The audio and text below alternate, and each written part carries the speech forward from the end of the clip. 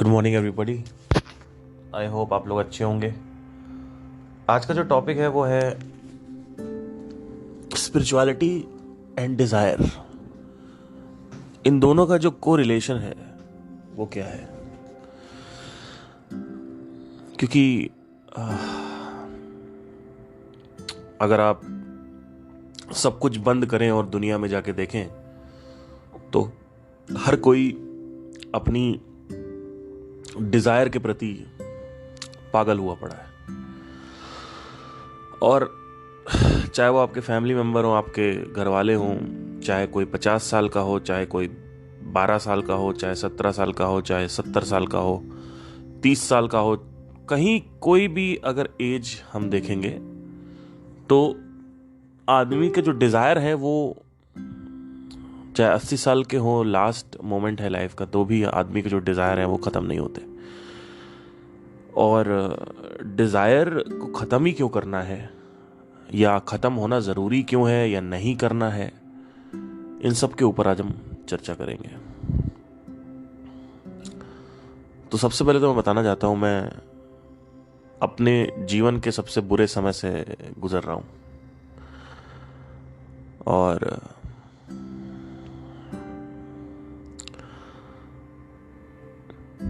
इसी वजह से शायद मैं स्पिरिचुअलिटी में रेगुलर नहीं हूँ और मैं बहुत ज़्यादा स्ट्रेस्ड आउट हूँ और परेशान हूँ। ऑलमोस्ट दिन में 4 बार मेरे को सुसाइड कमिट करने का थॉट आता है। मतलब ऐसा नहीं है कि मैं कमिट करने वाला हूँ।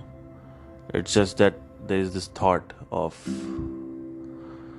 Not able to cope up with the solution.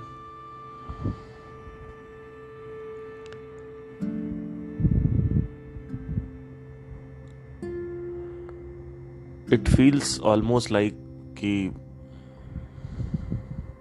मैं एक ऐसी जगह फंसा हुआ हूँ जहां से मैं निकल ही नहीं पा रहा हूँ।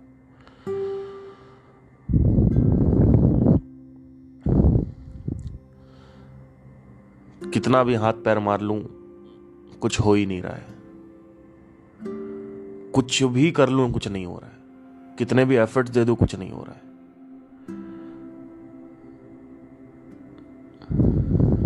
इस समय में सिर्फ एक चीज है जो मेरे अंदर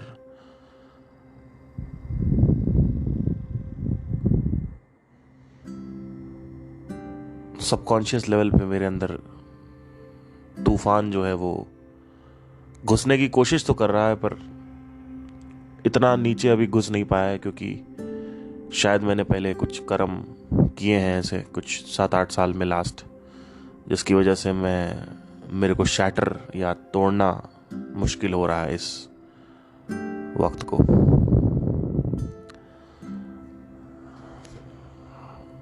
एक ऐसे पॉइंट पे हूं मैं जहां पे सिर्फ और सिर्फ स्ट्रेस है और there is no way out. अभी ऐसा लगता है, कि दुनिया की सारी जितनी भी किस्मत है या भगवान है, जो भी है, कोई मेरा साथ देने को रेडी नहीं है। ऐसा लग रहा है कि मैं अपनी तरफ से इतने एफर्ट्स कर रहा हूं, हार्डवर्क कर रहा हूं और हाथ पैर मार रहा हूं इस समस्या से निकलने के लिए,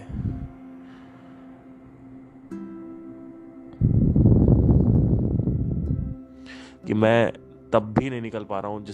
जब नहीं निकल पा रहा हूं तो मुझे ऐसा लग रहा है कि ये दुनिया, मतलब ये जो कोई पावर है जो नहीं चाहती है कि मैं निकलूं। मतलब ऐसा फील होने लगता है, लाइक वक्त खराब चल रहा है, या भगवान या किस्मत या कुंडली के ग्रह, व्हाटएवर जो भी है, you start feeling like this and I just want to run away from all these things. भागना चाहता हूं मैं यहां से, लेकिन भाग नहीं सकता, क्योंकि भाग के जाओगे कहां, और भागोगे भी तो एक कायरता का काम हो गया एक तरीके का। सारा मेरा जो ध्यान है वो हर तरफ से हट के उस प्रॉब्लम पे ही है। सुबह से लेकर शाम तक सिर्फ उसी प्रॉब्लम पे मेरा ध्यान है, उसके बाद भी वो प्रॉब्लम मेरी सॉल्व नहीं हो रही है। और पिछले 3 महीने से वही प्रॉब्लम है और चल रही है, और कंटिन्यूअस सिर्फ ध्यान है उसमें, कंटिन्यूअस मेरा, उसके बाद भी वो प्रॉब्लम सॉल्व नहीं हो रही है। ये आप समझ सकते हो कि जो मतलब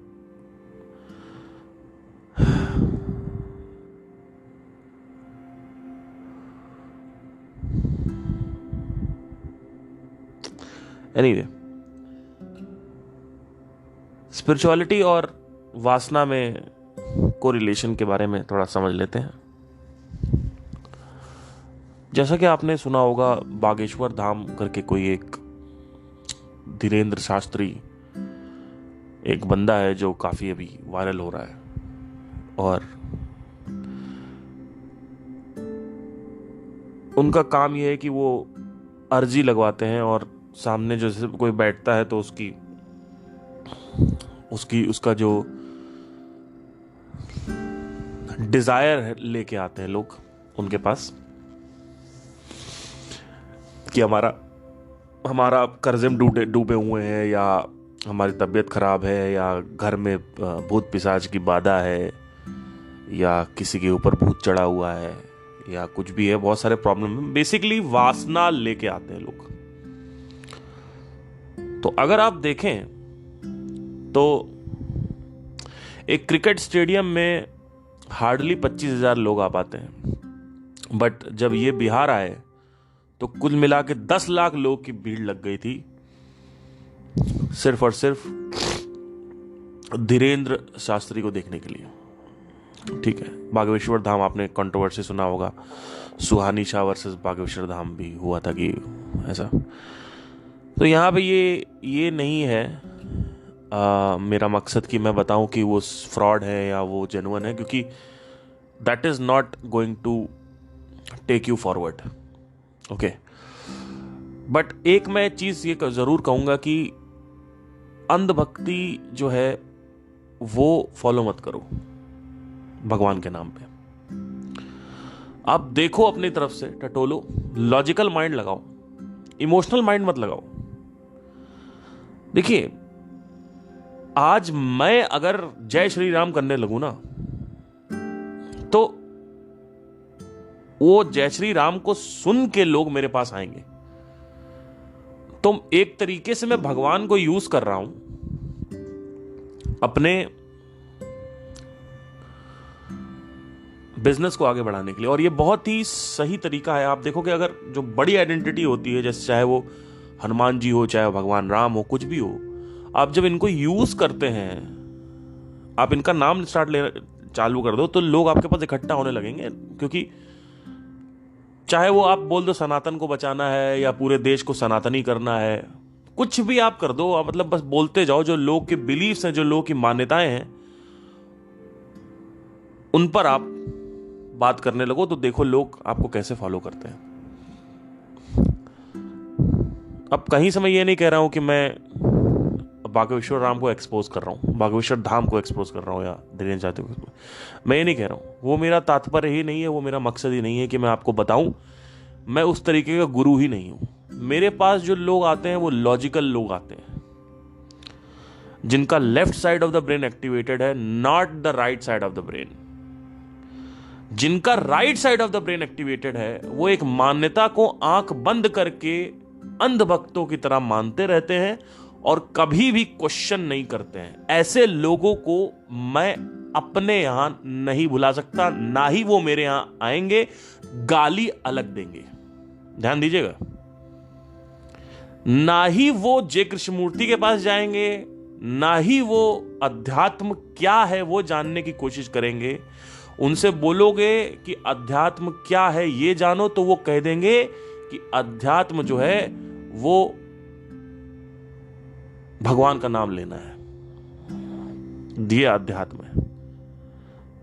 जया किशोरी से पूछो तो वो अध्यात्म को बताती है कि भगवान का नाम लेना है।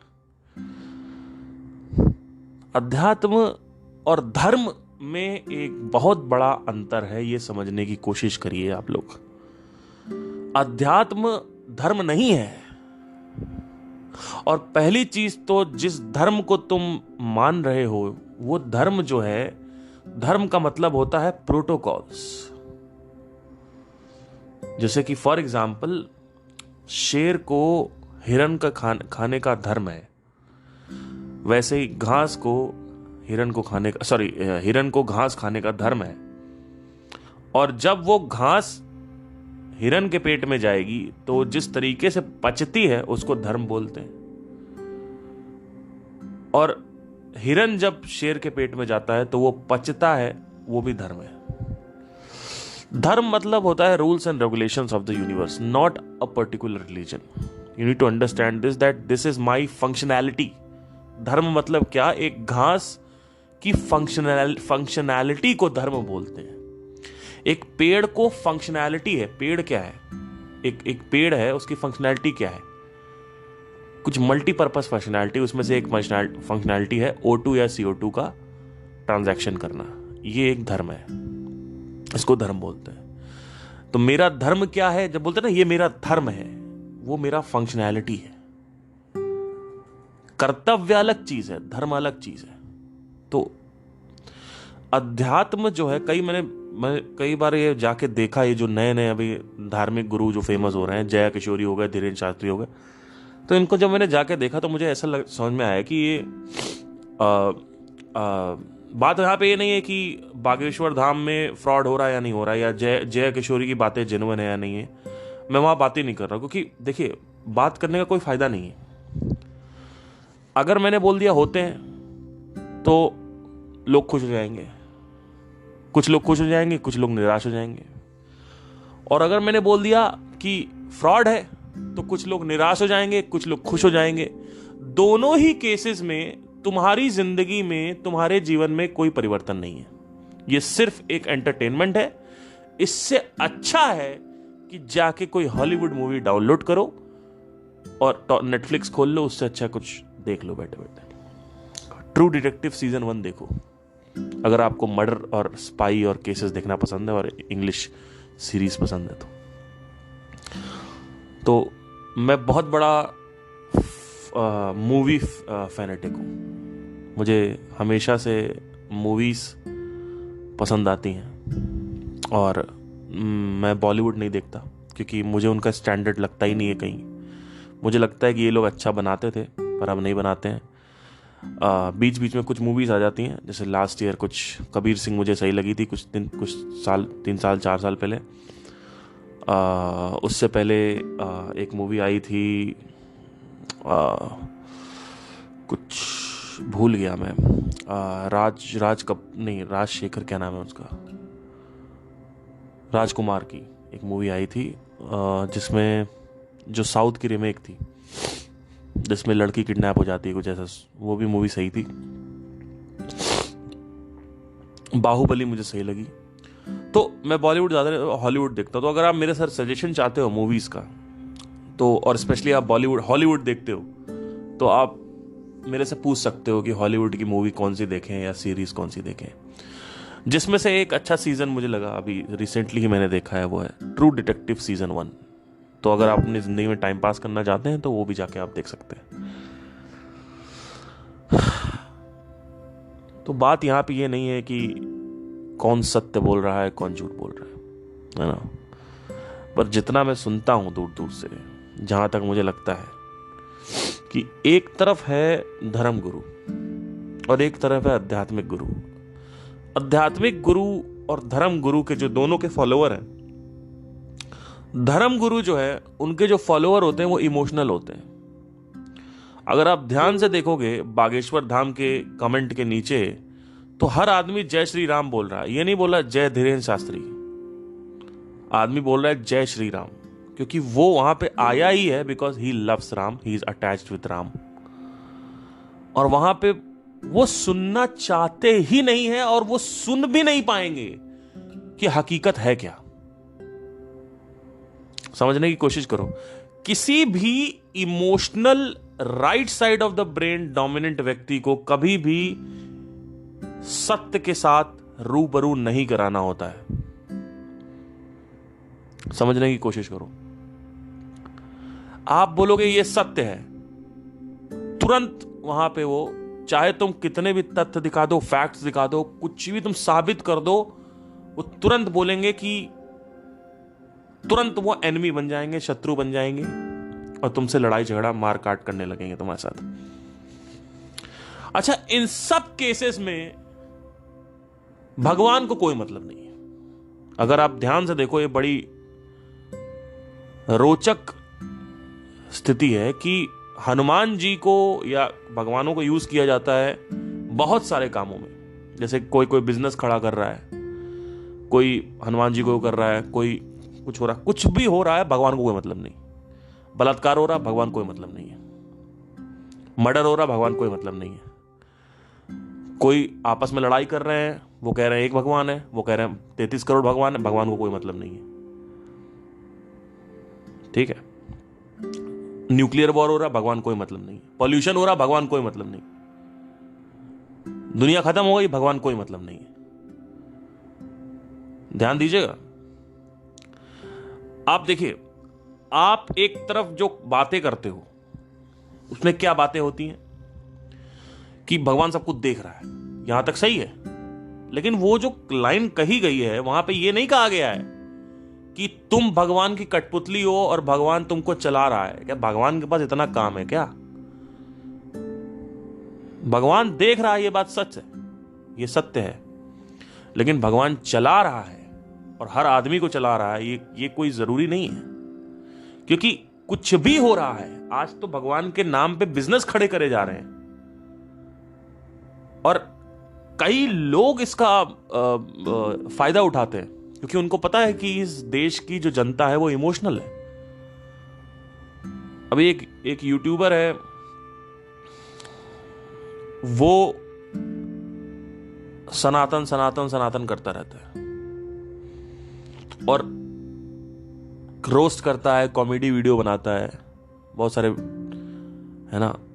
वो भी लोगों को लगता है कि हाँ वो सपोर्ट कर रहा है, लेकिन बैक ऑफ द माइंड में लोगों को नहीं पता है कि वो यूज कर रहा है आपकी मान्यता को। आपको समझ ही नहीं आ रहा है चक्कर क्या चल रहा है। आप अगर ध्यान से देखोगे ना, आपकी जो भी मान्यताएं हैं, अगर मैंने उनको सपोर्ट करना चालू कर दिया तो मैं इतना ऊपर चला जाऊंगा आर्थिक स्थिति में, आर्थिक रूप से। आर्थिक सफलता मुझे ऐसी मिलेगी जिसकी कोई हद नहीं है। लेकिन जो व्यक्ति मान्यता को क्वेश्चन करता है उसको हमेशा ऑडियंस कम मिलेगी, पर लॉजिकल मिलेगी। और बहुत ही ध्यानपूर्वक इसमें आपको वीडियो निकालने, किताबें निकालनी है, पॉडकास्ट निकालने, क्योंकि एक भी सेंटीमेंट अगर गलत लगा तो फाइनली वो सामने इमोशनल जो लोग हैं वो भड़क जाएंगे और शांति भंग हो जाएगी। यही हुआ था संदीप महेश्वरी कंट्रोवर्सी में, अगर आप देखें तो ध्यान दीजिएगा।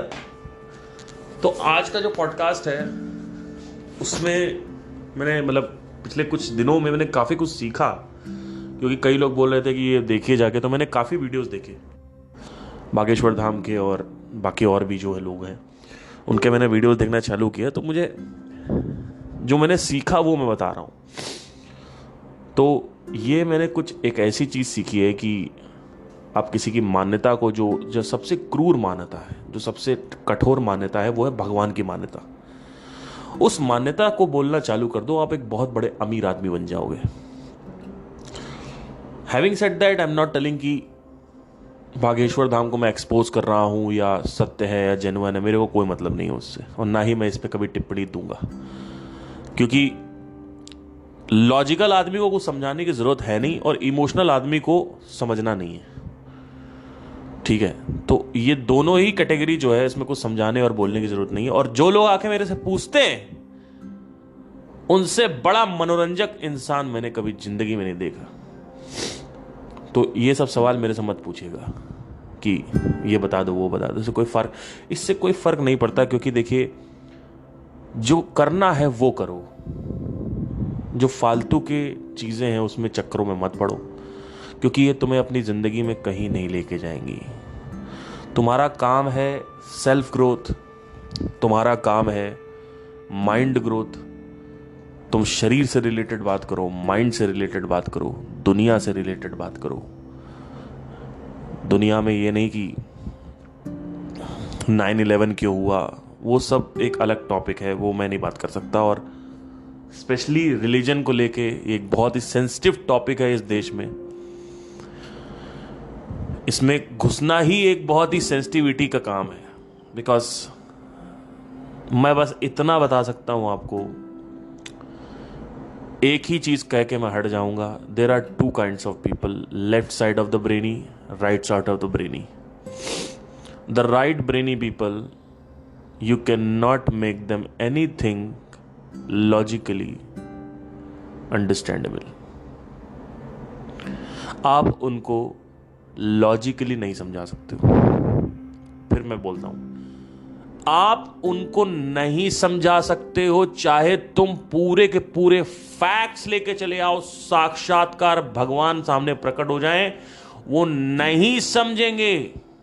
फिर मैं बोल रहा हूं, ये लोग नहीं समझेंगे। तुम क्यों लॉजिकली समझाने की कोशिश कर रहे हो?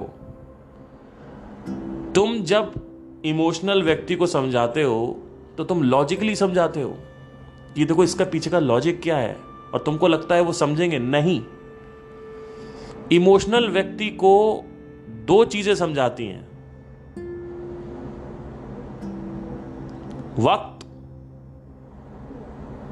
और जज्बात, यानी खुद इमोशंस। तो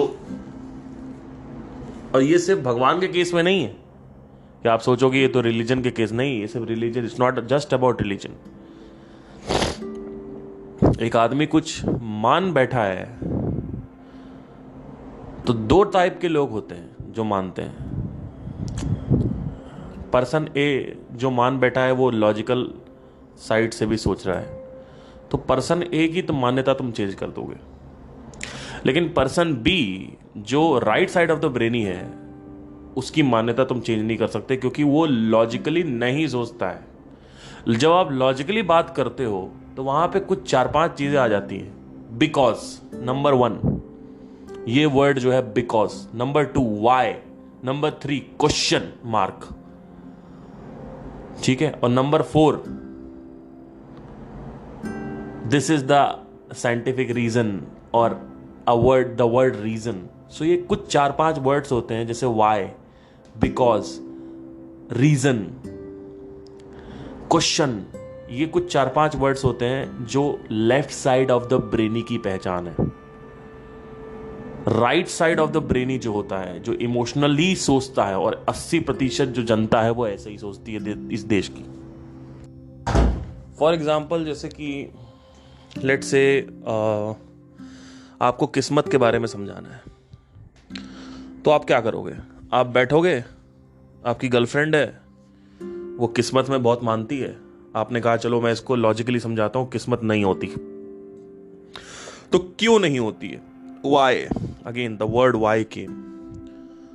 तो आपने क्या किया? आपने मेरे पॉडकास्ट सुने, अपनी गर्लफ्रेंड को समझाना चालू कर दिया, बिना ये समझे कि वो right side of the brain है या left side of the brain है। अगर वो left side of the brain है तो वो समझेगी, अगर वो right side of the brain है, 80% लोग right side of the brain है, वो नहीं समझेंगे। उनको तुम नंगे होके समझाओ, सर पे खड़े हो जाओ, अपने भगवान को नीचे प्रकट कर दो, उनके सामने भूत प्रेत ले आओ, कोई मतलब नहीं, वो नहीं समझेंगे। उनको सिर्फ 2 लोग समझा सकते हैं, जज्बात और वक्त। जब किसी को कोई नहीं समझा पाता तो वक्त समझाता है, समय समझाता है, ठीक है। तो उनकी मान्यता चेंज नहीं कर सकते आप कुछ भी नहीं हो, आप सिर्फ अपनी मान्यता हो। आपकी मान्यताएं आपसे छीन लें तो आपके पैर तले जमीन खिसक जाएगी, ठीक है। तो टॉपिक पे आते हैं। जो टॉपिक है वो ये है, the correlation between spirituality and the desire. Everybody in this world is running behind a desire. This is why Bageshwar Dham has so many people, and if you come over there, if you see the videos of Bageshwar Dham, Dhiren Shastri and all that, this guy, आपको समझ में आएगा कि लोग वहां इतने इकट्ठा इसी वजह से हैं क्योंकि उनके अंदर, उनके भीतर एक इच्छा है। किसी का कर्जा चढ़ा हुआ है, किसी को 4-5 घर बनाने हैं, किसी को 2-3 और घर बनाने हैं, कुछ लड़की की शादी करानी है, ये है, कुछ प्रॉब्लम चल रही है, कुछ डिजायर है। तो अल्टीमेटली वो डिजायर को लेके जाते हैं और उनको एक अब बंदा मिल गया है उनके डिजायर को पूरा करने के लिए, तो वो जाते हैं।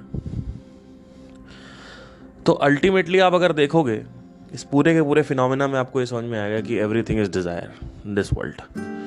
स्पिरिचुअलिटी में जाने से क्या होता है कि जो डिजायर है वो ऑटोमेटिकली ढीला होने लगता है। किसी को सिंगर बनना है, 4-5-6 साल के स्पिरिचुअलिटी के बाद उसको सिंगर बनने का कोई इंटरेस्ट नहीं रह जाएगा, उसके लिए सिंगर बनना कोई जरूरी नहीं रह जाएगा, कोई अनिवार्य नहीं रह जाएगा। जिस दिन तुम्हारे अंदर सत्य घुस गया उस दिन तुम्हारी वासनाएं ढीली पड़ने लगती हैं। ये समझने की कोशिश करो।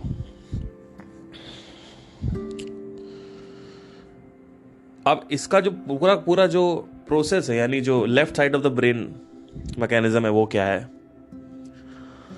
जब सत्य समझ में आ जाता है तब हम अपने डिजायर से बड़े हो जाते हैं।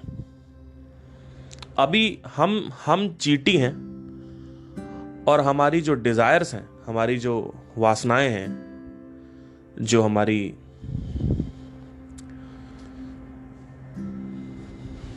विशेष हैं, ये हमसे बड़ी हैं। कैसे बड़ी हैं?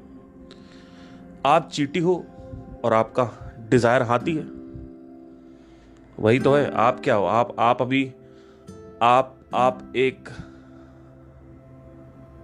असफल अभिनेता हो और सफल अभिनेता बनना आपका सपना है, तो असफल अभिनेता छोटा है और सफल अभिनेता बड़ा है, तो असफल अभिनेता चीटी हो गया और सफल अभिनेता हाथी हो गया। वैसे ही आप एक असफल यूपीएससी एस्पिरेंट हो, आपको आईएएस बनना है, तो आईएएस हाथी हो गया। जब स्पिरिचुअलिटी एंटर करती है, जो रियल स्पिरिचुअलिटी है, ये नहीं कि शास्त्र पढ़ लो, शास्त्र पढ़ने से कुछ नहीं होगा। मेरी बात ध्यान से सुनना। पहले ज्ञान आया या पहले एक्सपीरियंस आया? पहले एक्सपीरियंस आया, फिर उसको डॉक्यूमेंट किया गया। उस डॉक्यूमेंटेशन को हम बोलते हैं वेदांत। अब उन्होंने जब लिखा था तब उन्होंने ये सोच के लिखा था कि ये जो वर्ड्स हैं इनके मायने जो हैं वो आसानी से समझ में आएंगे, क्योंकि उस वक्त संस्कृत बहुत पॉपुलर होती थी। तो जो ऋषि मुनियों ने वहां पे छापा, जो लिखा, उन्होंने सोचा कि आगे चल के कोई श्लोक पढ़ेगा समझ में आ जाए। उनको ये नहीं पता था कि आज से 10,000 साल बाद लोग पढ़ेंगे तो लैंग्वेज जो है वो बहुत ज़्यादा सिंपल हो चुकी होगी, तो लोगों को घंटा को समझने आने वाला। तो अब सीन क्या हो गया कि पूरा का पूरा सिंपल प्लेन इंग्लिश समझ में आती लोगों को, सिंपल प्लेन हिंदी समझ में आती लोगों को। ऐसे ज़माने में आपने अगर पढ़ भी लिया और समझ भी लिया और देखा नहीं, तब भी आपका कुछ समझ नहीं आएगा। तो कई लोग यूट्यूब पे बोलते रहते हैं कि वेदांत की स्टडी करो, वेदांत, कुछ नहीं होने वाला। क्योंकि अगर वेदांत की स्टडी, और ये मेरी बातों को अंधभक्तों की तरफ फॉलो नहीं करना है, खुद जाके वेदांत देखना है, खुद जाके भगवत गीता पढ़ना है और देखना है क्या सच में तुम्हारे अंदर कोई परिवर्तन आ रहा है। नॉट इमोशनली, नॉट इमोशनली, मैं फिर से दोहरा रहा हूं, इमोशनली परिवर्तन नहीं चाहिए। कई लोग कहते हैं ना भगवत गीता पढ़ लिया अच्छा लग रहा है। अरे तुम बेवकूफ हो क्या? ये कोई प्लेजर स्क्वाड है क्या? है? Is this a pleasure squad? Bhagavad Gita पढ़ना कोई प्लेजर स्क्वाड नहीं है कि आपको पढ़ लिया अच्छा लग रहा है। वैसे तो मंदिर में बैठे जाते हैं, मंदिर में भी अच्छा लगता है। ये अच्छा और बुरे की, ये इमोशनल होने की बात नहीं है, ये उससे ऊपर है।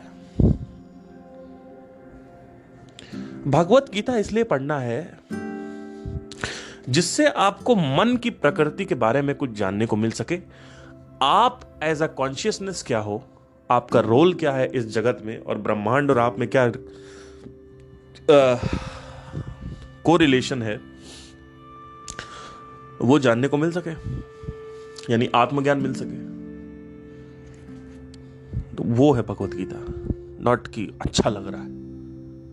कई लोग यही इसीलिए पढ़ते हैं कि उनको अच्छा लग रहा है, अच्छा लगने से। इसीलिए अष्टावक्र गीता की बात घर में नहीं होती है। मैं फिर यहां पे दोहराता हूं, एक ब्रेक थ्रू पॉइंट आ रहा है। अष्टावक्र गीता में जो बातें बोली गई हैं वो एकदम स्ट्रेट फॉरवर्ड है, मतलब वो घुमाई नहीं गई, तो घुमाई नहीं गई, ध्यान दे देना। अष्टावक्र गीता में जो बातें बोली गई हैं उन्होंने सीधा बोला है कि तुम कौन हो। उन्होंने ये बोला है तुम विश्व साक्षी हो, तुम इस ब्रह्मांड का स्रोत हो। सीधा बोल दिया, डायरेक्ट, कोई घुमा फिरा के बात नहीं करेगी। अब भगवत गीता में क्या सीन हो? भगवत गीता आपके घरों में क्यों है? Why is there Bhagavad Gita inside your house? Why your parents and all these people who are praising Bhagavad Gita, all these people, why they are like, why do the right side of the brain people have Bhagavad Gita? Why? Because Bhagavad Gita में तुम करके बात नहीं करी गई है, भगवत गीता में मैं करके बात करी गई है। और मैं, आप पहले से ये समझ रहे हो कि मैं कृष्ण है।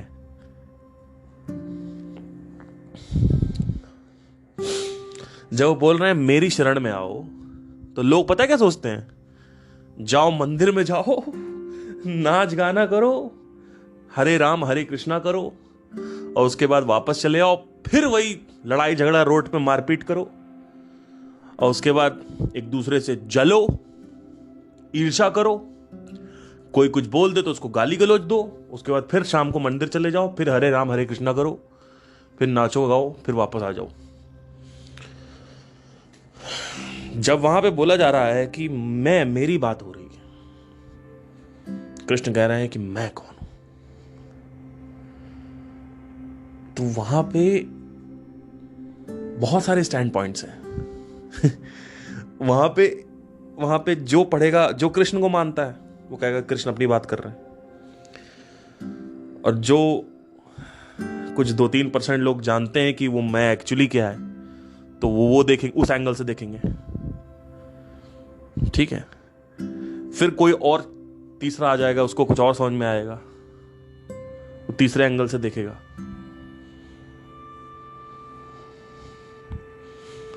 तो इसमें बहुत सारे स्टैंड पॉइंट्स हैं। तो जो जो मानता है या जानता है वो पकड़ के बैठ जाता है। अष्टावक्र गीता आपके घर में क्यों नहीं रखी जाती? क्योंकि people hate Ashtavakra Gita, because उसमें उनकी मान्यता से रिलेटेड बात नहीं हो रही है। ये सब कुछ, सारा खेल जो है वो अपने मान्यता को बचाने का है। आप पहले से भगवान को मानते चले आ रहे हो, जिस छवि में, जिस इमेज में, जिस रूप में तुम भगवान को मानते चले आ रहे हो, वो रूप में भगवत गीता में तो तुमसे बात होती है, पर अष्टावक्र गीता में ये बात नहीं होती। इसलिए अष्टावक्र गीता को एकदम दरखास्त कर दिया गया, एकदम फेंक ही दिया गया बाहर। अष्टावक्र गीता किसी के घर में नहीं मिलेगी, सिर्फ अद्वैत वेदांतिक के घर पे मिलेगी अष्टावक्र गीता, जो अद्वैत में इंटरेस्टेड हो। अष्टावक्र गीता में डायरेक्ट बोला है, उन्होंने मैं या आप या दुनिया या ब्रह्मांड यहां से बात नहीं करी है, उन्होंने सीधा बात करी है तुम क्या हो, ऐसे बोल दिया, तुम बोध प्रपंच हो, तुम ये हो, तुम वो हो। सीधा लोगों के पैरों तले जमीन खिसक गई। लोग कह रहे क्या बात कर रहा, पागल हो गया क्या आदमी ये। लोगों ने उठा के उस पुस्तक को बाहर फेंक दिया और भगवत गीता को पकड़ लिया। गीताएं 40-45 गीताएं। तो क्यों रखा गया भगवत गीता को? क्योंकि भगवत गीता में अपनी मान्यता को बचाने का कारण मिल गया है। भगवत गीता आपकी मान्यता को बचाती है। अध्यात्म को आपसे, आपकी मान्यता से कोई मतलब नहीं है।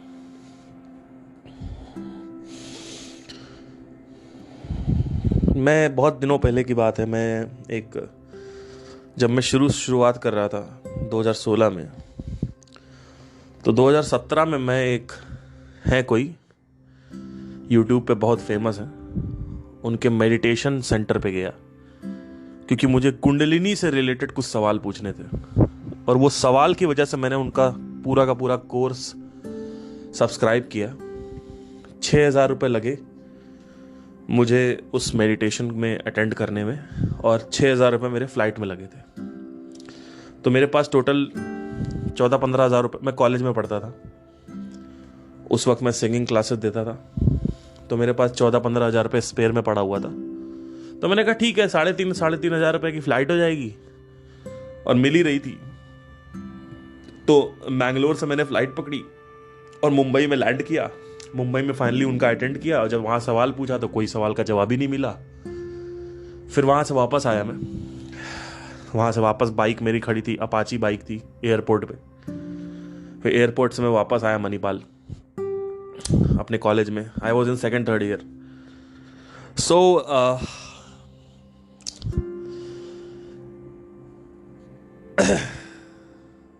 तो उनके ग्रुप में मेरे को ज्वाइन किया। एक व्हाट्सएप ग्रुप था। उस व्हाट्सएप ग्रुप में वो आदमी जानते हुए भी अपना धंधा चलाने के लिए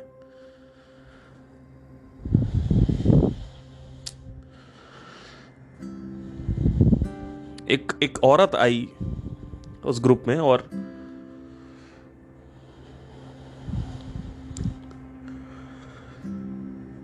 भगवान के बारे में बात करने लगी,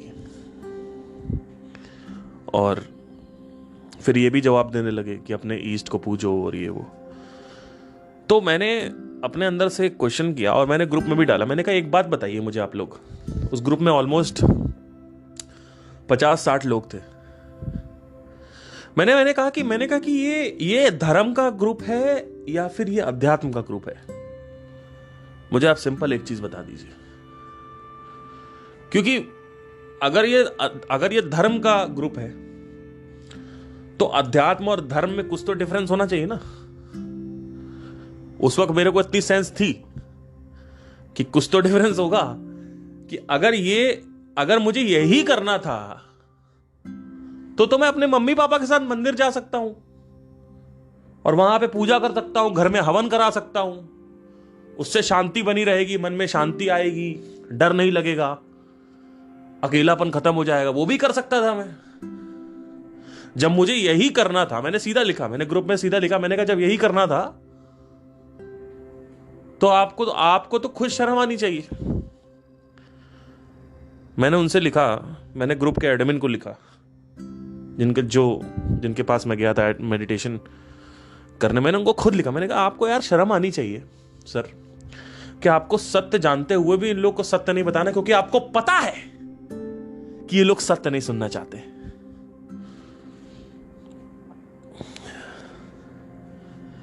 उस दिन मैंने उस ग्रुप को छोड़ा, ये सब बोल के मैं छोड़ दिया ग्रुप। मैंने कहा मैं इस ग्रुप में नहीं रह सकता, सॉरी। मैंने उस ग्रुप को छोड़ दिया, और उसके बाद मैं कुछ काम कर रहा था, मेरे पास मैसेज आया एक बंदे का उसी ग्रुप से। कहता है भाई आपकी बात तो सही है और मुझे भी ऐसा लगता है। फिर मैंने उसको एक्सप्लेन किया काफ़ी, ऑलमोस्ट हमारी आधे घंटे बात हुई व्हाट्सएप पे। ये 2016-17 की बात है। तो आप देख रहे हो कि इस बंदे ने क्या किया कि इस बंदे ने चैलेंज नहीं किया मान्यता को। ये जो ग्रुप का एडमिन था, जो मेडिटेशन सेंटर का मालिक था, ये जानते हुए भी इसने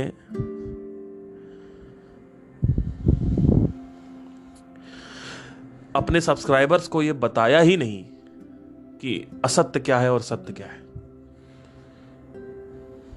तो वही मैंने उस लेडी से सवाल किया। मैंने कहा कि अगर आपको भगवान में मानना ही था तो आप आध्यात्मिक, मैं ये नहीं कह रहा भगवान नहीं होता है, मैं कह रहा हूं अगर आपको भगवान में मानना ही था तो आप अध्यात्मिक में क्यों आ रहे हो? मुझे ये समझ नहीं आ रहा। मतलब कुछ तो डिफरेंस होगा, कुछ तो भिन्नता होगी, कुछ तो डिफरेंशिएटिंग की फैक्टर होगा।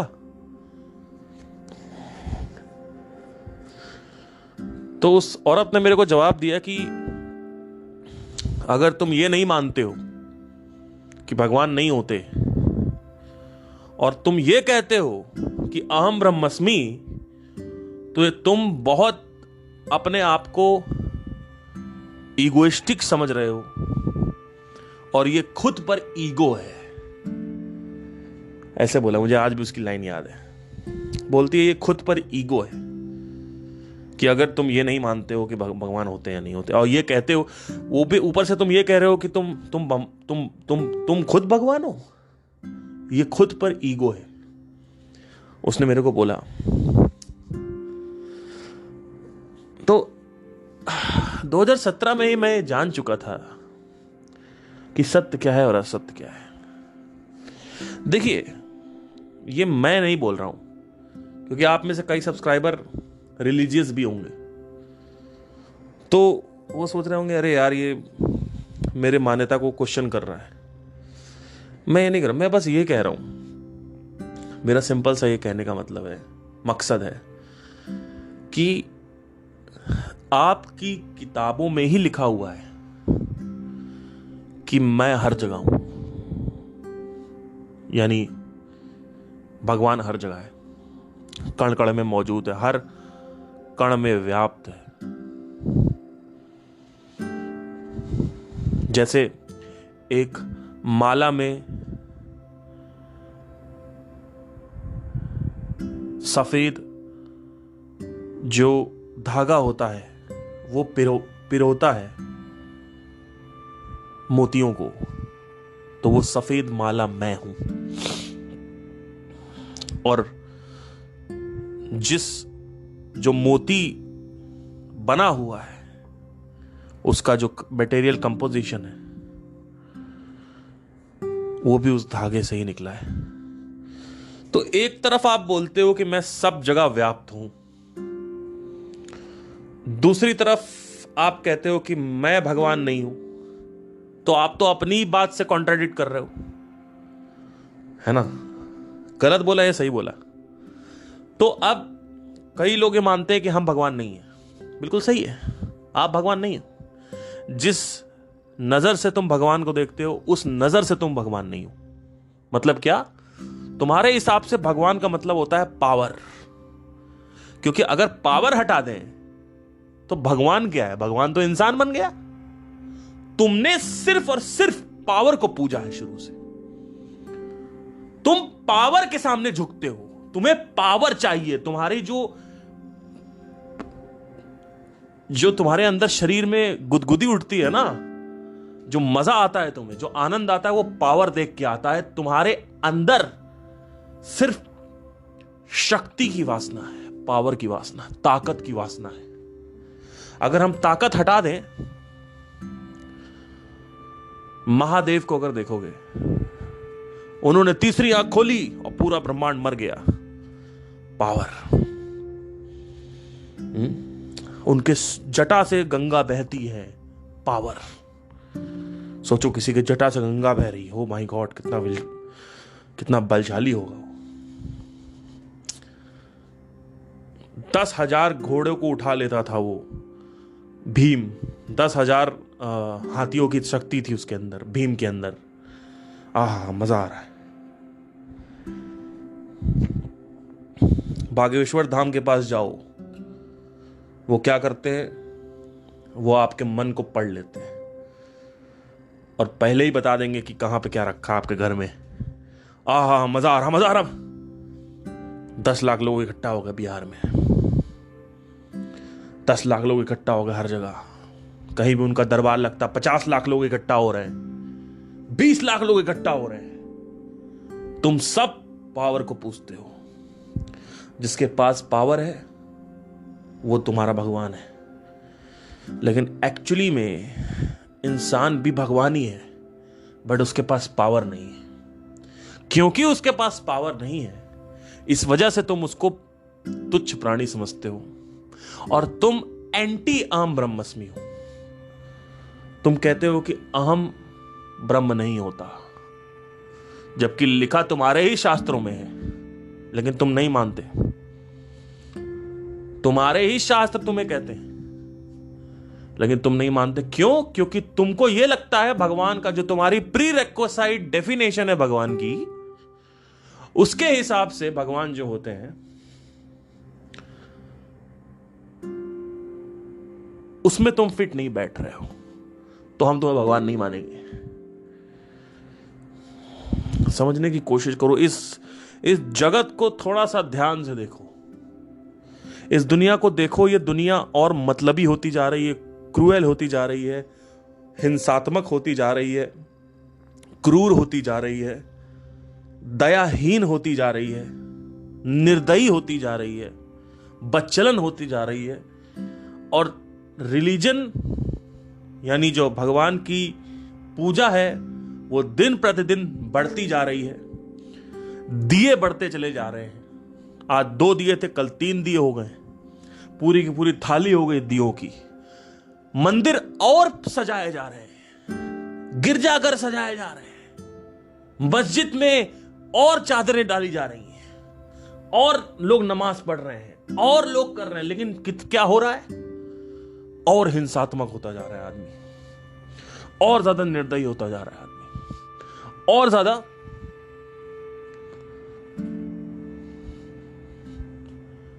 क्रूर होता जा रहा है, कपटी होता जा रहा है, मतलबी होता जा रहा है, सेल्फ सेंटर्ड होता जा रहा है। जहां पे भगवान की इतनी पूजा हो रही है, वहां पे कुछ तो शांति बढ़नी चाहिए कि शांति की जगह हिंसा बढ़ेगी?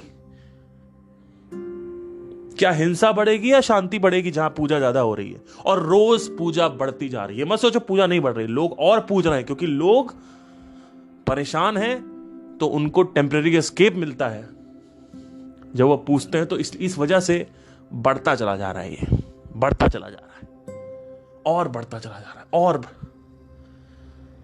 20 साल पहले से ज्यादा आज लोग YouTube पे लड़ाई झगड़ा करते हैं भगवान के लिए, भगवान को लेके। पहले ऐसा नहीं होता था। पहले लोग बचाते नहीं थे अपने भगवान को। और एक कॉमेडी की बात यह है कि भगवान को कोई लेना देना नहीं है इसमें। भगवान अपना दूर बैठ के सुन रहे हैं, देख रहे हैं, ये सब कुछ हो रहा है। लोग उनको यूज कर रहे हैं, इस्तेमाल कर रहे हैं अपने कारोबार को बढ़ाने के लिए। कई यूट्यूबर्स भगवान का नाम ले लेके और अपने आप को सनातनी बोल बोल के सब्सक्राइबर्स इकट्ठा करते चले जा रहे हैं, और भगवान को कोई मतलब नहीं है। सबसे ज्यादा हंसी वाली बात तो यही है कि भगवान आ ही नहीं रहे बीच में। उनको कहा कि करो जो करना है, कोई इशू नहीं है, करते रहो जो करना है। तो मेरा जो कहने का ये मतलब है ना, ये सारा का सारा जो खेल है, स्पिरिचुअलिटी का जो खेल है, वो सिर्फ और सिर्फ आपकी वासना को, बैक टू द टॉपिक आएंगे, आपकी वासना को कम करना है। अब ये वासना जो है कम कैसे होती है? जब आप अपने डिजायर को, जितना उसका आकार है, उस आकार में देख लेते हैं। अभी आपका डिजायर जो है वो हाथी की तरह बड़ा हो रखा है।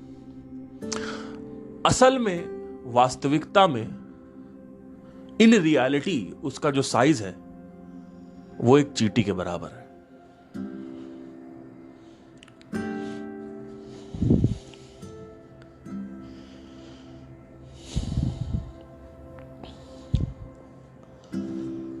और ये चींटी जो है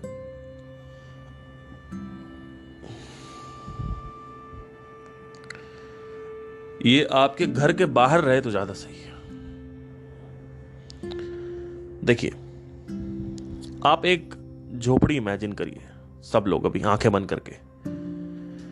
अब उस झोपड़ी में आप रहते हो। जब आप झोपड़ी के बाहर निकलो तो आपका ही एक डुप्लीकेट खड़ा हो और उस डुप्लीकेट के माथे पर जो भी आपकी इच्छा है वो लिखी हो। ऐसे ही जब आप रोज निकलते हो तो आप देखते हो कि कुछ 50-60 डुप्लीकेट खड़े हुए हैं आपके स्टैचू बनके, और वो डुप्लीकेट्स जो हैं उनके माथे पर उस इच्छा का नाम लिखा है। जैसे फॉर एग्जांपल, अगर आपको सिंगर बनना है तो आप एक दिन झोपड़ी से निकले और आपने देखा कि लेफ्ट साइड पे एक बंदा खड़ा हुआ है जो मेरा स्टैचू है, उसके माथे पे I want to become a singer लिखा हुआ है। फिर राइट साइड आपने देखा तो आपने क्या देखा, I want to have sex लिखा हुआ है, या आई वॉन्ट टू हैव सच्चा प्यार लिखा हुआ है, या I want to have money, और या I want to have fame लिखा हुआ है। अलग अलग सारे, तो ऐसे ऐसे अलग अलग पुतले खड़े हुए हैं। हर पुतले में आपका नाम लिखा हुआ है, सॉरी आपकी इच्छा लिखी हुई है उनके माथे पे, उनके फोरहेड पे। जब ये पुतला, अब ध्यान देना, ये बहुत ब्रेक थ्रू पॉइंट है, अपनी कॉन्शियसनेस को बढ़ा लो। जब ये पुतला तुम्हारी झोपड़ी के अंदर आ गया तो ये पुतला वासना बन जाता है। जब ये पुतला बाहर खड़ा है तो ये पुतला इच्छा रहता है, यानी इच्छा बनके बना रहता है। वासना मतलब क्या है? वासना शब्द का मतलब यही है, वास करना, मतलब रहना, छोड़ना नहीं। इट्स लाइक एक चुड़ैल भूत प्रेत आ गया आपके ऊपर, वो आपको छोड़ नहीं रहा है, पोजेशन लिए हुए है आपका। इसको बोलते हैं वासना। वासना मतलब पोजेस्ड, पोजेशन। जब आपको सत्य का पता चल जाता है तो धीरे धीरे ये पुतले आप उठा उठा के बाहर रखने लगते हो। शुरुआत अंदर, अभी सारे पुतले आपके झोपड़ी के अंदर रखे हुए हैं। फिर ये जो पुतले धीरे धीरे उठा बाहर, टक टक टक टक टक, सारे पुतले जब बाहर आ जाते हैं तब आप कहते हो आपकी पूरी झोपड़ी खाली हो गई। अब ये वासना नहीं है, अब ये इच्छा है। इच्छा चाहे पूरी हो चाहे ना हो, सफरिंग नहीं होती है। वासना अगर पूरी नहीं हुई तो सफरिंग होती है। जब आपको गायक बनना है, आईएएस बनना है,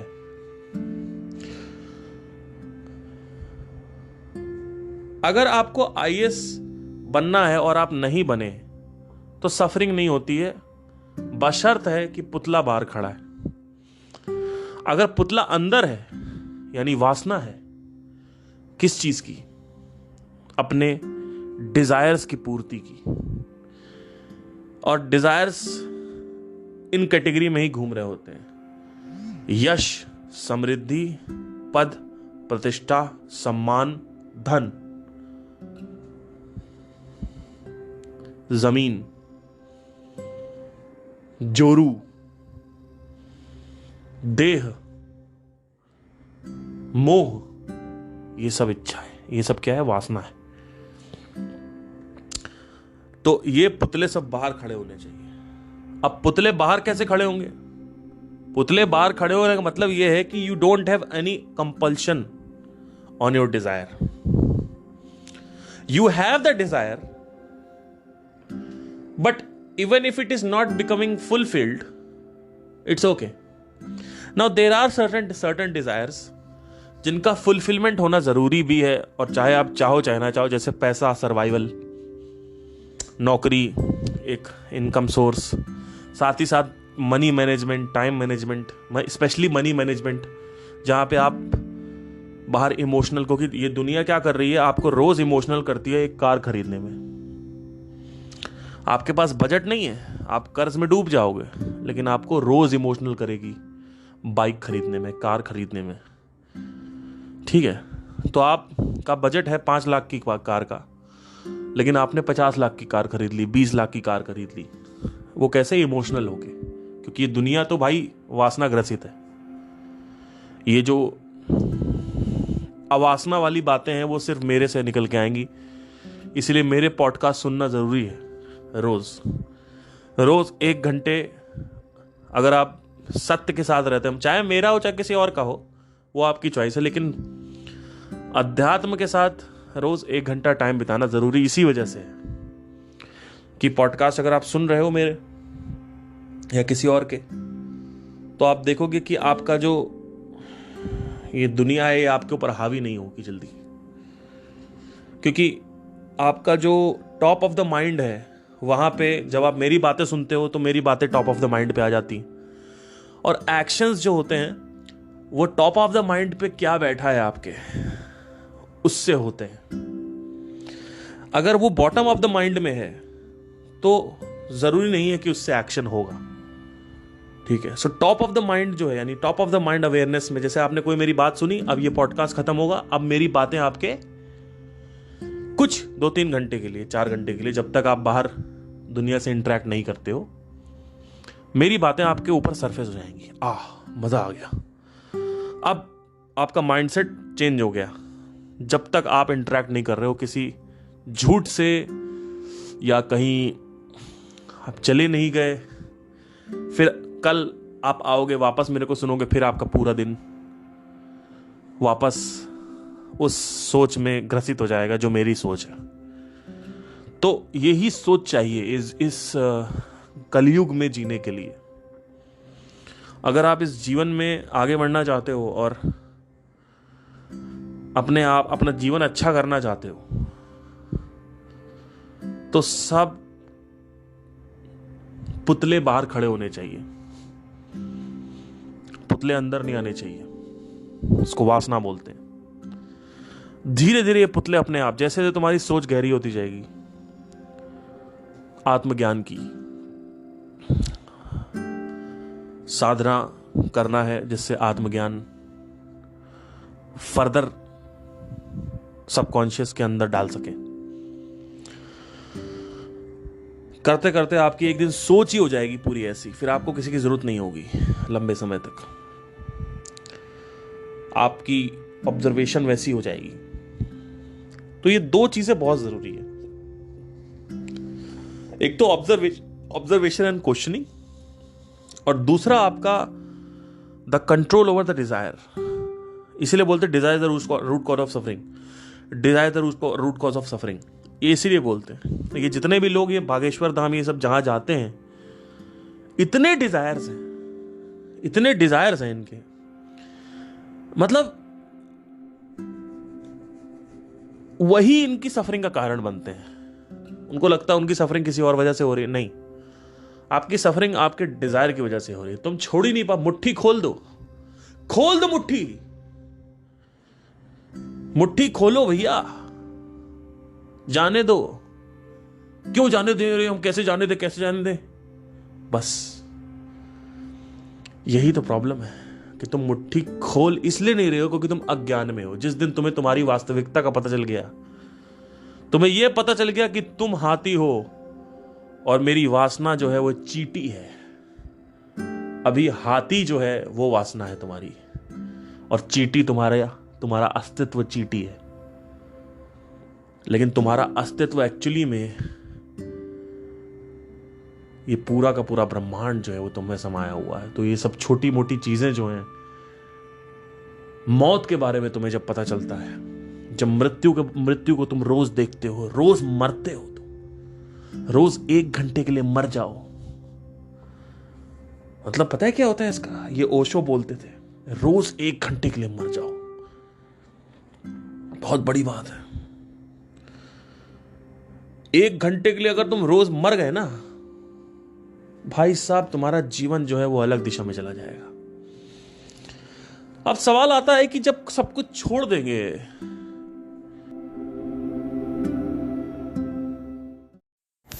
जब सब कुछ छोड़ देंगे तो करना ही क्यों है?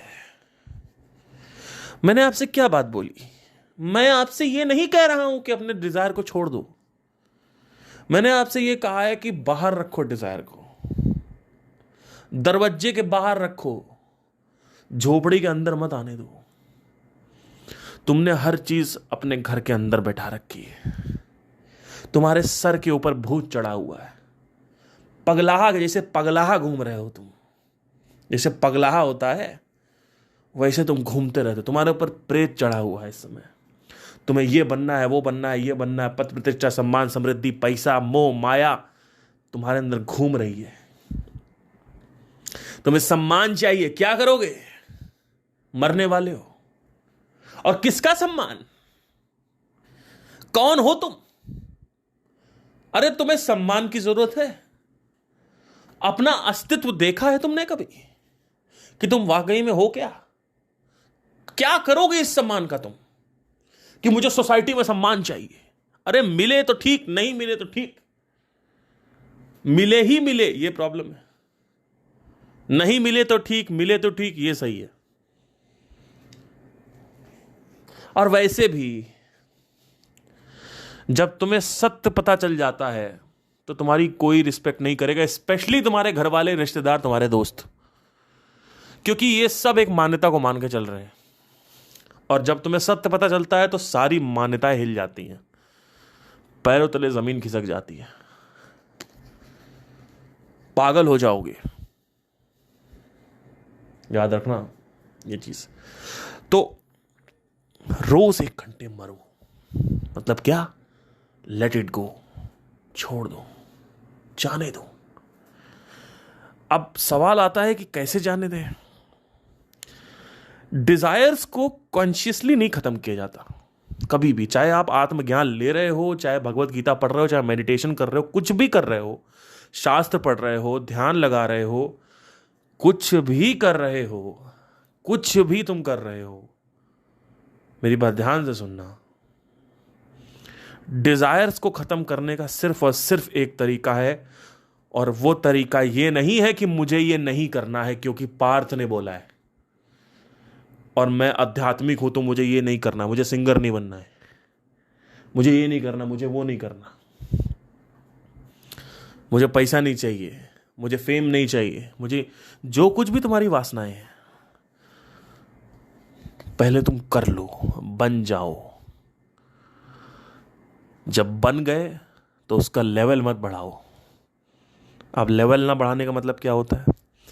जब तुमने 10 लाख रुपए की कार ले ली तो उसी में तुमको समझ में आ जाना चाहिए।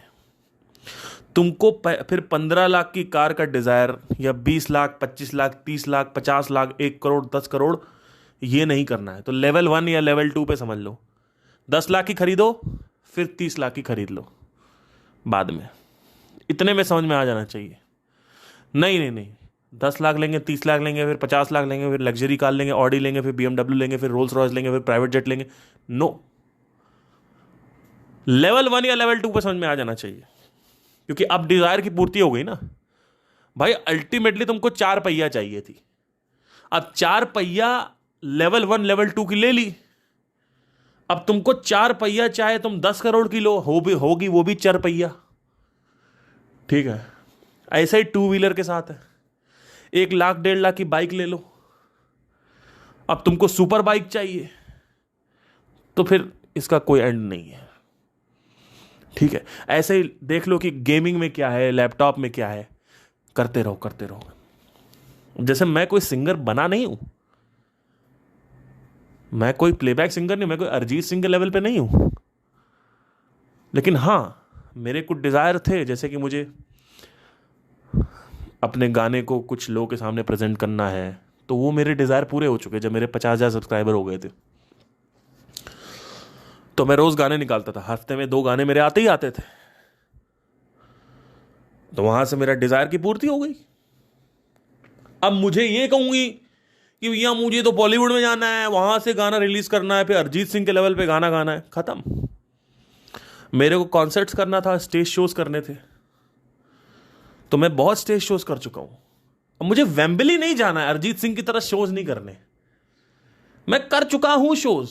मैं यहां पे दिल्ली में जितने भी ये आप देखोगे ना, बड़े जो ये है क्या बोलते हैं 5 स्टार या 7 स्टार होटल्स, मैक्सिमम रेडिसन हो गया, लीला एम्बियंस हो गया, ताज हो गया, सब में जाके हम परफॉर्म कर चुके हैं और कॉलेजेस में भी कर चुके हैं, बाहर ट्रैवल भी कर चुके हैं, पंजाब में जा चुके हैं, मुंबई जा चुके हैं, गोवा जा चुके हैं, यहाँ पे जाके कर चुके हैं। अपना हो गया यार, अब क्या उसमें मतलब वेम्बली जाओ या अरिजीत सिंह लेवल पे क्यों करना है? समझ में आ रहा है? तो ऐसे डिज़ायर की पूर्ति होती है। ये मेरे कुछ डिज़ायर थे, स्पेशली मेरे पैशन को लेके। तो अब पूर्ति हो गई तो क्या छोड़ दें? फिर वही बात हो गई, पूर्ति हो गई तो छोड़ना नहीं है। पूर्ति हो गई तो जो स्टैचू है वो झोपड़ी के बाहर रखो। जिस दिन तुम्हारा फुलफिलमेंट हो गया, ऑटोमेटिकली जो मूर्ति है, जो स्टैचू है जिसकी मैंने बात करी थी, वो बाहर आ जाएगा। मतलब क्या? कंपल्सिव नहीं है। मतलब क्या कि अगर मर भी गए तो कोई नहीं चाहिए नहीं था, कोई जरूरी नहीं था कि मुझे चाहिए। फिर से बोल रहा हूं, अगर मर भी गए तो भी कोई जरूरी नहीं था कि मुझे चाहिए। तुम लोग के साथ क्या प्रॉब्लम है कि अगर आज तुम लोग की अकाल मृत्यु हो गई तो इतनी वासनाएं हैं जिसकी पूर्ति नहीं हुई है। कि नहीं बोलते हैं अभी तो अभी तो मेरी शादी भी नहीं हुई यार, अभी तो मेरी शादी भी नहीं हुई, मैं कैसे मर जाऊं? अभी तो मेरे, देखते हो जब आदमी मरने वाला होता है ना तो उसके अंदर डिजायर आते हैं। आप देखोगे आखिरी में उसके डिजायर सरफेस होने लगेंगे एकदम से, cut cut cut cut cut cut, एकदम बड़े बड़े डिजायर जो होते हैं सारे सरफेस हो जाते हैं। एक आर्मी का जनरल था, आर्मी का युद्ध हो रहा था, वहां पे क्या हुआ, उसकी गर्दन में गोली लगी और पूरी गर्दन उखड़ गई उसकी। इतने में उसका सीनियर आया, उसको पकड़ के बोला, मैं जवान का नाम नहीं लूंगा, ये मैंने रणवीर अलाहाबादिया के उस पर पॉडकास्ट पे देखा था। इतने में जवान आया और बोलता है कि कुछ नहीं हुआ, कुछ नहीं हुआ, कुछ नहीं हुआ। और वो जो जवान था, वो जो लेटा हुआ था, वो जिसकी गर्दन पूरी फट गई थी, वो पता क्या बोलता है, मेरे माँ बाप को कोई ख्याल रखने वाला नहीं है, प्लीज़ मेरे को बचा लो, मेरे को मरना नहीं है, मेरे को बचा लो, मेरे को मरना नहीं है, मेरे को बचा लो, मेरे को मरना नहीं है, मेरे माँ बाप का ख्याल कौन रखेगा, मेरे माँ बाप का ख्याल रखना है, मेरे को बचा लो। और वो मर गया बेचारा। ये होता है तुम लोगों के साथ, प्रॉब्लम ये प्रॉब्लम है तुम लोगों के साथ। अरे मरने वाले हो तो जाने दो ना। ये बहुत बड़ी बात मैं कर रहा हूं, लग रहा होगा, लेकिन एक्चुअली में इसको देखना बहुत आसान है और इसको समझना बहुत आसान है। जैसे मरने वाले हो, लेट से तुम मरने वाले हो, क्योंकि तुम्हें पल्ली साइड पे क्या है, तुम्हें एक साइड तो पता है, वो है जीवन।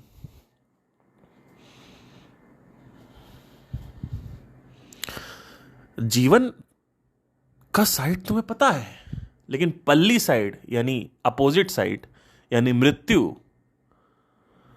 से तुम्हें डर लगता है, घृणा होती है उसके बारे में, क्योंकि तुम्हें कुछ पता नहीं है। तो फियर ऑफ अननोन है।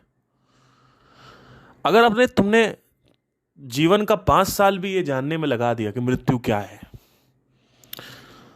इतनी बुरी भी नहीं है मृत्यु, ध्यान देना, बहुत बड़ी बात बोल रहा हूं मैं, इतनी खराब भी नहीं है मृत्यु जो दिखाई जाती है डेथ मूवीज में।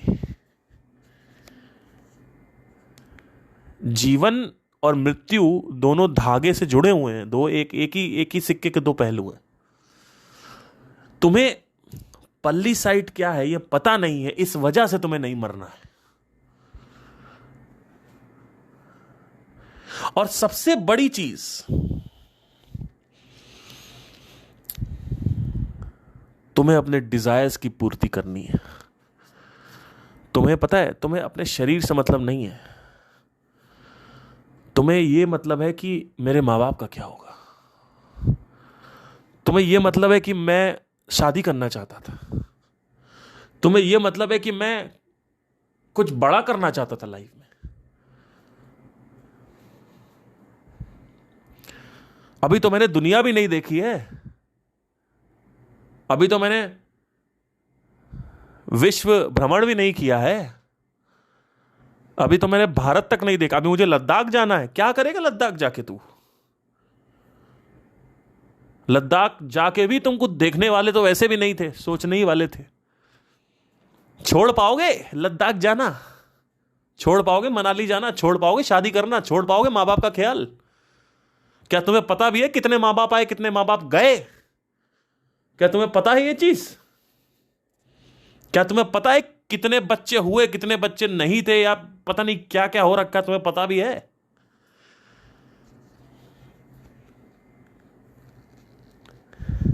बस मान रखा है कि ये मेरे मां बाप है।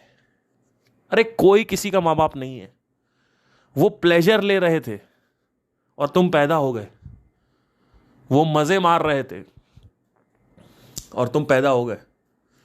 उन्होंने पैदा नहीं किया है, अपने आप शरीर ने पैदा किया है तुम्हें, शरीर ने पैदा किया है। तुम्हारी मां ने अंदर घुस के बच्चा बनाया नहीं है, जैसे वो स्वेटर बना रही है। ध्यान देना, हमारी माओ ने घुस के बच्चा बनाया है क्या? नेचर ने बनाया है ना। तो तुम किसके बच्चे हो गए? नेचर के बच्चे हुए। ये तो मान रखा है तुमने कि तुम इनके बच्चे हो। एक्चुअली तुम किसके बच्चे हो? नेचर के बच्चे हो। और एक्चुअली में तुम कहां मरने वाले हो, कहां जाने वाले हो? नेचर में जाने वाले हो। मिट्टी बनने वाले हो, नेचर बन जाओगे। तुम्हें नेचर से कोई लेना देना ही नहीं है। 50 साल की तुम्हारी जिंदगी में तुमने सिर्फ यही ख्वाब देखा कि मुझे अरिजीत सिंह बनना था, मुझे आईएएस आईपीएस बनना है, मुझे ये करना है, मुझे वो करना है। तुम्हारा पूरी की पूरी जीवन जो है वो तुम्हारा सिर्फ वासना में निकल गया। इस वजह से तुम्हें मृत्यु होते वक्त सफरिंग हो रही है। और वो सफरिंग मृत्यु तक नहीं रहती है, वो सफरिंग मृत्यु के बाद भी कंटिन्यू होती है। उसके बारे में मैं बात नहीं करूंगा अभी उतना कि उसका मैकेनिज्म क्या है। पर ये समझ लो कि कॉन्शियसनेस की प्योरिटी नहीं आती है मरने के बाद। ये जो लोग बोलते हैं ना कि शरीर छूट गया तो कॉन्शियसनेस बचेगी, कॉन्शियसनेस के आसपास इर्द गिर्द 2-3 लेयर्स और होती हैं। इसको कोश बोलते हैं। वो जो 2-3 कोश हैं उसमें कुछ इंप्रिंटेशंस होती हैं। वो इंप्रिंटेशंस होती है कार्मिक इंप्रिंटेशन। कार्मिक मतलब क्या, ये भी समझ लो। तुम्हारे डिजायर्स, जिसको हम सांशित कर्म बोलते हैं,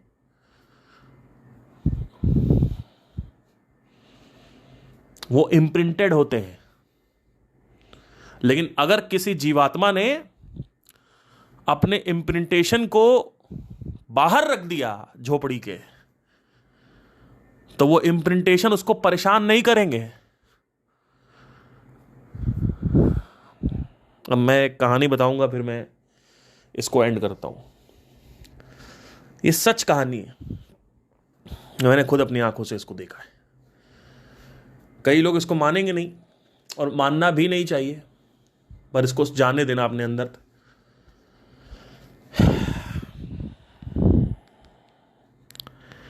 हमारे एक मित्र हैं, उनके चाचा जी दिन में 500 गुटखा खाते थे। 500 gutkhas per day. At the age of 34 उनकी डेथ हो गई।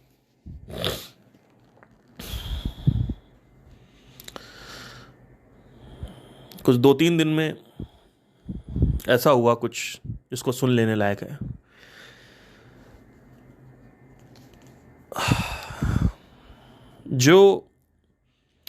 जो मेरा दोस्त था, उसके घर में ये लोग खाना खाते थे। तो दरवाजे के पास कोई झांके रोज। अब दरवाजे पे क्या है कि जब झांकता तो ऐसा लगता कि कोई चोर वोर है जो देख रहा है। तो इन्होंने क्या किया कि शुरू में बोला कौन है, तो जैसे ही वहां पे गए तो कोई चोर नहीं था, गायब हो गया वो आदमी। तो उनका चोर वोर आ गया। फिर अगले दिन फिर वही हुआ, खाना वाना खा रहे थे, फिर देखा वहां पे कोई झांक रहा है, फिर साला गायब हो गया वो। जैसे ही गए तो इन्होंने मेरे को बुलाया, सबने, सब लोग भाई सबको आओ, क्या हो गया, देखो चोर आ गया, चोर आ गया, चोर आ गया। और हम लोग सब बैठ के खाना खा रहे थे और मेरे सामने की बात है कि भाई वो झांकने लगा।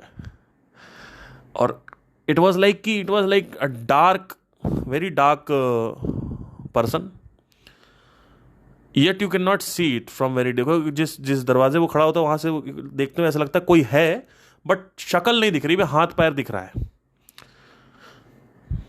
तो जैसे ही वहां गए फिर से गायब। अब उनको समझ में आ गया, घर वालों को, कि कुछ तो गड़बड़ चल रही है यहाँ पे। क्योंकि देखिए वहां से जब तक आदमी वहां तक जाएगा तब तक वो चोर भाग ही नहीं सकता। वो चोर भागेगा भी तो दिख जाएगा चोर, मतलब वो डिस्टेंस ही वैसा था। तो ये चला 13 दिन तक, कुछ 10 शुरू के 10 दिन तक चला। उसके बाद वो चीज अपने आप खत्म हो गई। मॉरल ऑफ द स्टोरी, वही वो बंदा था जो गुटखा खाता था, चाचा, जो मेरे दोस्त थे उसके चाचा थे। अब वो झांक क्यों रहे थे? वो झांक इस वजह से रहे थे क्योंकि डिजायर था घर वालों के साथ रहने का, खाना पीना खाने का, बैठने का, उठने का। लेकिन लेट से कि अगर डिजायर नहीं होता, जैसे स्वामी विवेकानंद, अगर इन लोग की अकाल मृत्यु हुई होती तो क्या होता? कोई दूर दूर तक नहीं आएगा, न दिखेगा, न बात करेगा सपने में। अब ये सब कहानियां आपको बड़ी खतरनाक लगती होंगी कि ये तो नॉन बिलीवेबल कहानियां हैं, बट इसको मानना नहीं है। आपको समझना होगा कि हमारे आयुर्वेद में भी 5 लेयरें होती हैं, और पहली लेयर जब खत्म होती है तो बाकी की 3 लेयर बचती है। तो समझनी होगी कि आपको ये एक्चुअली में कोई ऐसा नहीं है कि मैं कुछ ऐसा बोल रहा हूं, और इसको मानने की जरूरत भी नहीं है। बट इतना तो मान सकते हो ना कि सारे डिजायर्स की वजह से सफरिंग हो रही है, और डिजायर को खत्म करने के लिए डिजायर का कंप्लीशन होना जरूरी है, पहली चीज तो लेवल 1 लेवल 2 पे। और ये जानना भी जरूरी है कि मैं हूं कौन। जब ये सब तुम पूरी तरीके से जान जाते हो, धीरे धीरे तुम्हारी नॉलेज जब गहरी होती जाती है, रोज 1 घंटा 2 घंटा मेरे को सुन रहे हो, या कुछ पढ़ाई कर रहे हो, या बुक पढ़ रहे हो, किसी को भी सुन रहे हो, धीरे धीरे तुम्हारी जो है सोच जो है वो अच्छी हो जाती है, और सत्य में टिक जाती है, स्थिर हो जाती है। फिर तुम कहीं नहीं जाओगे। फिर तुम कहोगे कि तुम्हारे पास कुछ है ही नहीं, कोई डिजायर बचेगा ही नहीं, सब झोपड़ी के बाहर होंगे पर झोपड़ी के अंदर कोई नहीं होगा। फिर तुम्हारे पास ये कोई भी आएगा कि भाई बताओ तुम्हें क्या चाहिए, तुम बोलोगे तुम्हें कुछ चाहिए ही नहीं जिंदगी में। You are a empty cassette, empty CD, empty hard disk. तुम्हारे घर में किसी भी तरीके की कोई वासना नहीं बचेगी।